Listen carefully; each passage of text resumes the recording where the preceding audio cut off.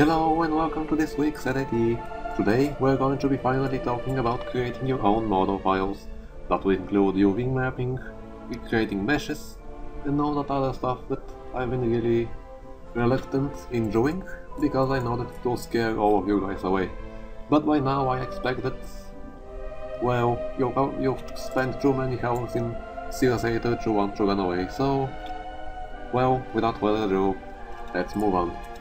Also, a little note mentioned that I'm experimenting with a new position for my microphone, so I don't have to spend the entire tutorial locked in a single position. That was me moving on my chair, which I previously couldn't do, and hopefully you won't hear me breathing on my microphone all the time now, and maybe I'll be a little bit more clearer. So now that we've cleared that up, let's continue with this week's tutorial. Okay, so as you can see, I have no fancy maps, no fancy effects, only the default world accessible via File, New World. And here we're going to populate our, well, whatever the hell we're doing.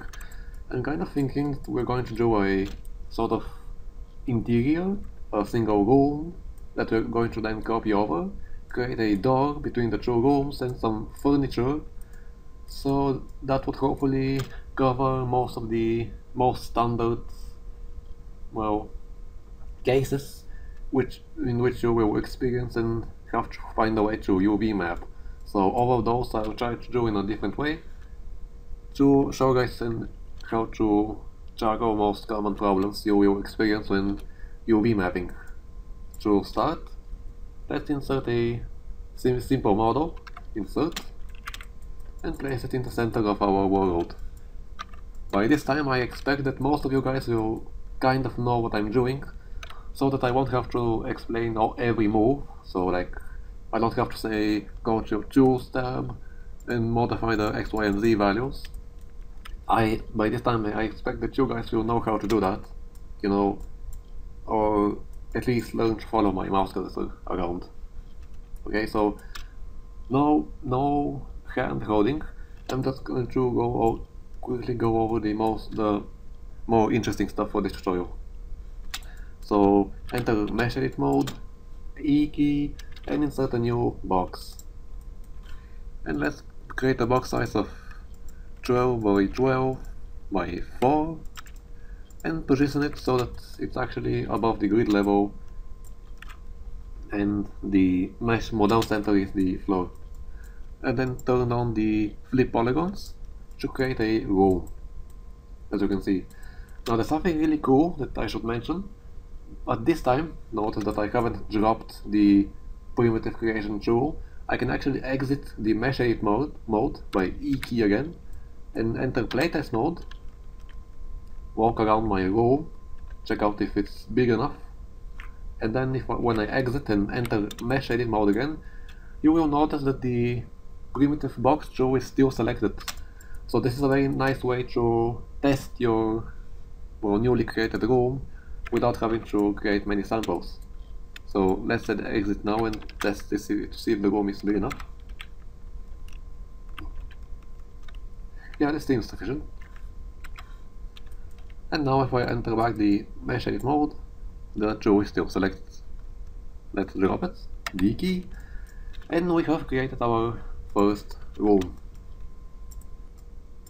Okay, now that we have our room, the first thing we need to do is assign surface maps to the walls, the ceiling and the floor. You can select polygons by holding down your, simply clicking your left mouse button on a polygon. If the polygon selection mode is activated, and you don't even have to hold down shift or anything, if you just click on another polygon, it is automatically added to the selection without having to hold a specific key for that. And if I click again, it's deselected. So no reason to hold down a specific key to multi-select stuff. The tight key drops the selection. If I hold down my mouse key, I can just hover over polygons and it will auto-select them. And all of these apply to vertex selection mode. You know, no key needed, I'm not holding anything other than my mouse button. To multi-select vertices. That's covered, make sure that you're in polygon mode. And just if you press one of the number keys, for example 2, 3, 4, 5 or 6, make sure that you're on the number 1 key, or your first level of detail. I'm going to delve deeper into how to create your own level of details probably later in this tutorial. So for now, make sure that you're on polygon and you're on the first level of detail. So to create the surface maps, by default, you have a layer tab here, and if you can't see this, go to View, Layer, or Alt +1, and here you have a default surface polygon map. Now this applies to all of the polygons, and it's created by, well, default, but we're going to repurpose this to be our walls. So to create another one, select your floor and use Ctrl Shift and the F key to create a new polygon map, and let's name this floor. And you can don't bother with the map type, just make sure it's surface. You can also create these if you go to down here, polygon maps, the S button for surface, and then click on this arrow, actions, create new polygon map. So for the ceiling, I can go to polygon map, surface, floor, actions, create new polygon map. Make sure the surface type is selected and name it to ceiling. Wait, is that proper spelling? I don't know. Well, ignore it. Okay, so now that we've done this, we can assign shader presets to them, and we do this by going to the second field here, clicking on the arrow, new shader preset, expanding it, and here we have material attributes. This is the sound the player does when stepping on the floor, fall damage, or maybe not fall damage, but stuff like friction, rolling friction, player damage per second, and other stuff, essential surface stuff like that. The SIGASAM3 default materials are found in content SIGASAM3 databases materials, and for the floor we're going to use, let's see, is there concrete? No. Stone? Shadow standard. I think this is the standard floor material. And under configuration, click on the yellow plus sign, add a new standard shader module. And we can do this for all the other surface maps, but for now let's just keep focused on the floor one, and then I'll let you guys make the rest. So for base texture, this is the texture that's going to be applied to every polygon that has this surface map applied to it. We are going to select something from Grow Themes folder, textures, generic, concrete, ground, and we can use the F3 key to preview our material. So let's see. Actually no, wait, Grow Theme doesn't really have any good interior floor materials, so I guess I'm going to use one of mine. This is one of my favorite, if I can find it. Ah, there we go. I don't know why I really like wooden floor material, so, well, yeah, anyhow. If we want to set a texture, which I'm going to link in the description, and the base UV map, which by default just select texture from the arrow texture. If we go to the editor to num6, you're going to see that the texture is already applied. I can just turn off tone mapping and image and camera effects and image processing. And we can now adjust the stretch of the texture. We can just make it smaller. offset it if we want to manually from the shader settings by holding the base offset V arrows, and also rotate it.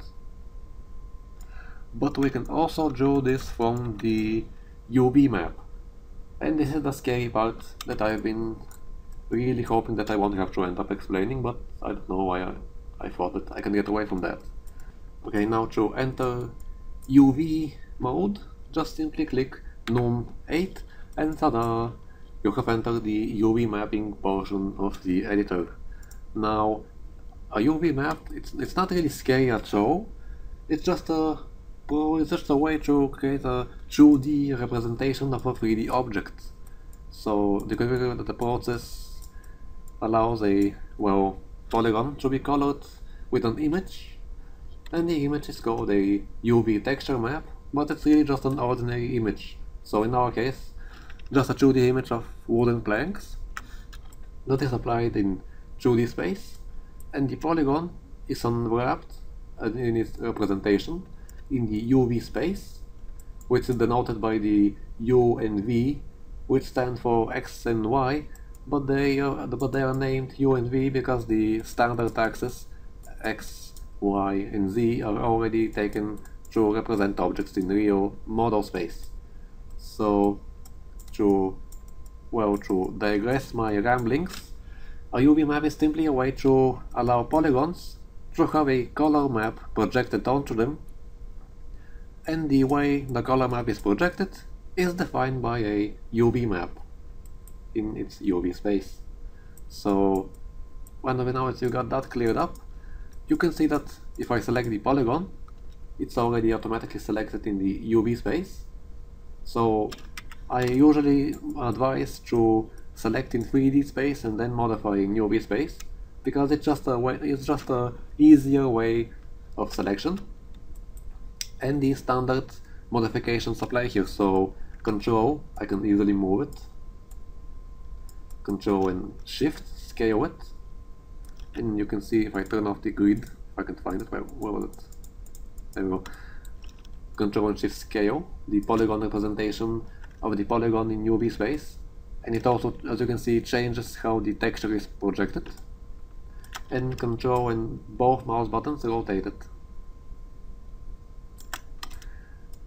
And if you for some reason get too carried away from modifying your UV polygon, SedIT has several built-in tools to help you calculate UV maps for models.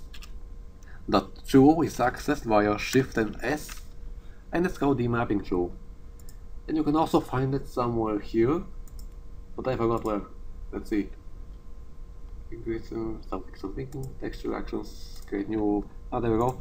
You can find it under vertex maps, VM, texture, and on the arrow use create new vertex map. And this brings out the mapping tool, which also may have a button somewhere here, but I don't know. Anyhow, you have planar, cylindrical, band, grid, and all the other ways, but I'm going to talk about these more special ones later.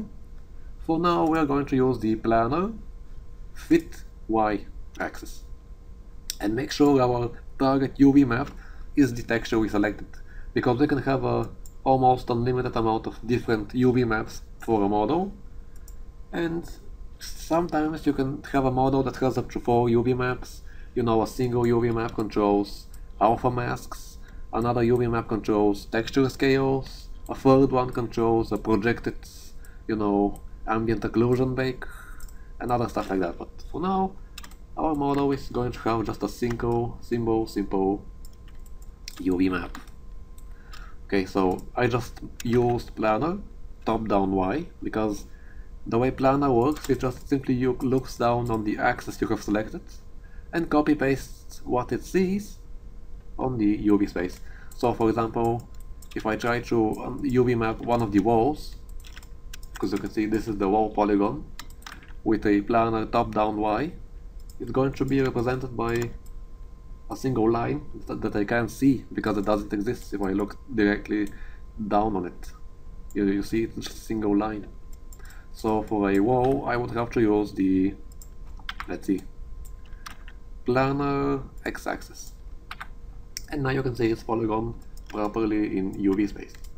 But we're going to, well, I'm going to show you guys how to UV map the walls later, because it's going to be done in a different way. Let me just disable camera effects, image processing and tone mapping and save it. Because I don't have a post-processing effect to disable the HDR tone mapping effects, and it's kind of annoying. So now that we have done that done, let's enter playtest mode and adjust our UV map by scaling it up so that the planks on the floor are acceptably small. Yeah, this looks okay. Now I don't think that CSM3 has a wood material. Let's see. Water fluid, water sand, no wood. So let's just leave it at standard.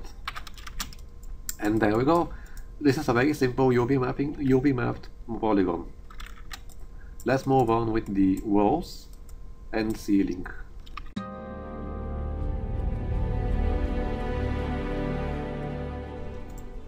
Alright, we're back. So we made the floor, and now let's retract this so that we can easily access the other one. So the plus sign also works as an expand and also withdraw.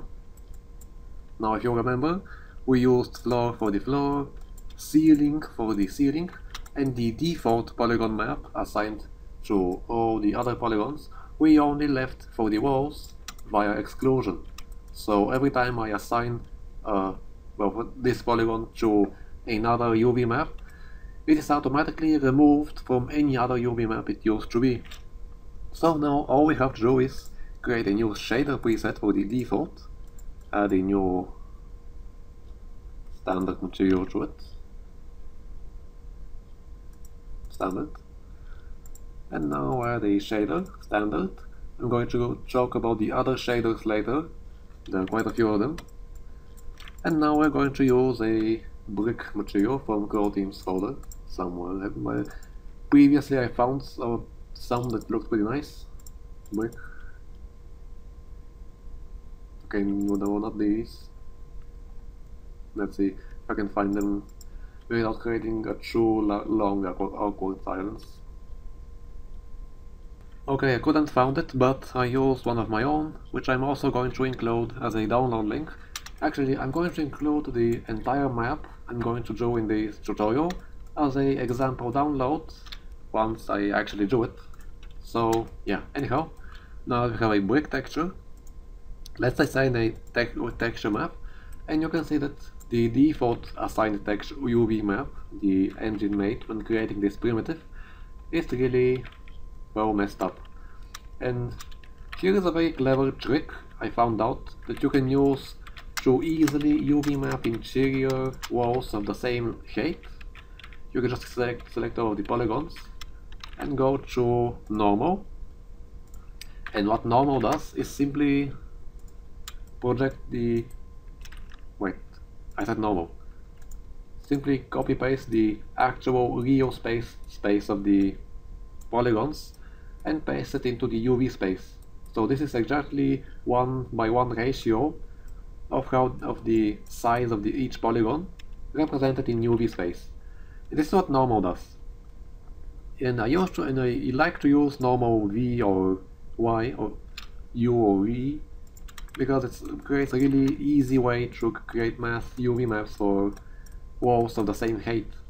So as you can see, if I use normal V, it tries to fit the relevant polygon size, stretches it down so that its height fits exactly the 1:1 square. This thing is the exact UV space, and then stretches the rest of the width of the polygon and creates exact matching walls so that the height or the aspect ratio of the texture isn't different on various walls. This method of using the normal fit V UV mapping won't work if you have walls of different sizes, in which case I like to use just normal don't fit and then adjust the stretch an offset in my shader presets. But this only works if you don't want to have perfectly seamless objects such as cylinders or other models where the seams this generates will be more obvious. But this is a nice way to use when creating walls for interiors. So now I'm going to use normal don't fit, and I'm going to adjust the material stretch to be less, like 0.25. And when I test it, I get a really nice brick wall material. So to digress, I use normal don't fit this time. As you remember, for the floor I use planar Y, but I use planar because I'm going to have multiple floor materials and they're all going to be connected, and I don't want to have seams between each floor polygon. But for the walls, I don't care if each wall has a visible seam when it connects with the other polygon. So here I can get away with using a UV don't fit and then just adjust the base stretch in the shader configuration. This is just a trick, it's not very clean, but it's how I like to do it. Anyhow, let's apply a detail texture map to our walls, because if you see that if I get really close, the texture resolution just isn't high enough and it gets blurred. So I can do that if I add another shader configuration. You know, you can have as many of these if you want, but at the added memory cost. But I don't think that we're going to actually suffer from that. And then this time just use a stain shader. Now you can use a standard. It doesn't matter which shader you overlay, you can create some really nice effects like this. But for our case, we can use the stains shader, and as a stains texture, use one of Core Team's bump textures. So let's find contents here, something textures, detail, generic, bump. I'm going to find it eventually, detail, and then use one of these if I can find it.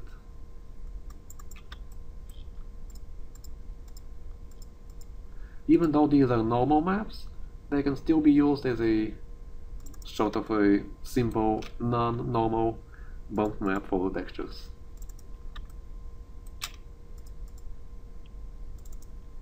There you go, this looks okay. Let's increase the stains color. And you can use the stains shader to increase the color of your shader, despite the limitations of the base color of the standard shader. So I can make this almost entirely white if I wanted to. And let's decrease the stretch to like 3 by 3. And now every time I get close, I get this really nice bump texture. Now this isn't real time. Usually how Core Team likes to do it, they don't use a stain shader, so let me remove that, and they add the detail map directly into the standard shader detail normal map. So if I add this here, you can see that I get the relevantly same effect, but this is an actual normal map, not a color map laid over the texture. Okay, so our room is starting to pick up color. The final thing we're going to do is add a polygon map, we actually have one, add a shader preset and configuration for the ceiling. Again, I add standard material, standard shader configuration, and let's find a texture that has a normal map, because I want to demonstrate how normal maps work if you don't already know. So let's go ceiling, go with something with plaster if I can find it. Well, it usually takes me a while to find the texture. Yes, I'm going to speed this up and slow down once I eventually find one. Ah, here we go. This is going to work. Well, let's just add it and use the planar Y projection fits V or Y. Yeah, this one looks better, projection. And I'm using this on the wrong thing, but now let's add a normal map. Normal map usually serious sum-free textures that end with an NM, that mean that they're a normal map. And the engine actually requires you to have a NM prefix to your texture name, so otherwise it will complain on you. Now let's add a texture. And if I add a simple light now, like for example from light's omni light that emits light in an omnidirectional manner, you will notice that the normal map that I just added adds a sort of two-dimensional 3D effect. See, if this is without the normal map, and this is width. And the normal map simply is a texture map that can be used to record high-resolution 3D geometry detail on a model, and then use a pixel shader to represent that detail in a highly less expensive to render way. Because if this were actual 3D geometry, this would be highly more expensive on the CPU rendering time. And normal maps are just a really clever trick.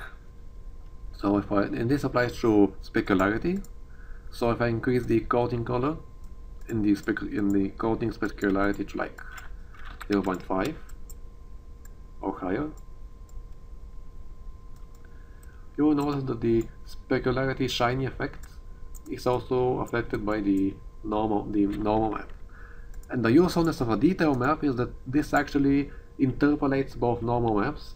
So if I add another one and stretch it down to like 5 by 5, you will notice that the top surface normal map actually is interpolated by the detail one.